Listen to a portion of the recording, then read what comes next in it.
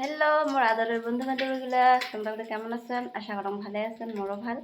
তো এই যে আজ মই দুপুরের কি বানাই লাগছং তোমাকে দেখে আসং বন্ধুগুলা। এই যে দেখো হাতত একটা সাজি নিছং, আর এই যে পুদিনা দেখো কত সুন্দর করে পুদিনা হয়েছে, একদম খোপা করে হয়েছে। তো পুদিনা খাওয়া না হয় অনেকদিন থেকেই, আজ মনত পড়ল হঠাৎ করে পুদিনা চাটনি বানাম বলি। তো সেই জন্য এই যে পুদিনা এলা সিঁড়িত হচ্ছং চাটনি বানাম, মানে সেই সুন্দর হয়েছে দেখছেন। এই যে এটা আরো সেই সুন্দর হয়ে আছে, দুইটা ডকডকা হয়ে আছে। সেই জন্য ওই দুটো শিরালো, মানে খুব মানে ভাল লাগে। বাড়ির বস্তু যে কোনো বস্তুই হোক, যে কোনো শাক হোক, যে কোনো বস্তুই হোক, মানে খুব ভাল লাগে টাটকা টাটকা সিঁড়ি খাবার। তো এই যে পুদিনা তুলো হয়ে গেল, আর এই যে দেখো সব রেডি করে নিছং। পুদিনা এদি লেবু, ফিরে দিয়ে যে রসুন আর দিয়ে আদা তো নেওয়া হল কমপ্লিট। এই যে এলাম মই এটা দিয়ে দিন ব্লেন্ডার করে।